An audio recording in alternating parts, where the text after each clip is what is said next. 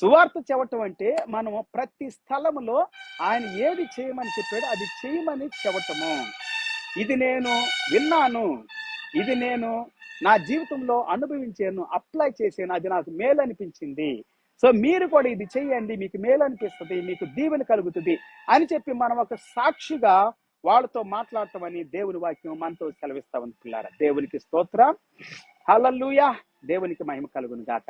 ఇదైనా కూడా మన దేవుని వాక్యంలో నుండి అద్భుతమైనటువంటి విషయాలు చదువుతున్నాం. హెబ్రీయులకు రాసిన పత్రిక 12వ అధ్యాయము 1వ వచనములో ఎంత మంది సాక్షులుగా ఉన్నారు యేసుక్రీస్తుకి అని ఈ వాక్యం స్పష్టంగా చెబుతా ఉంది.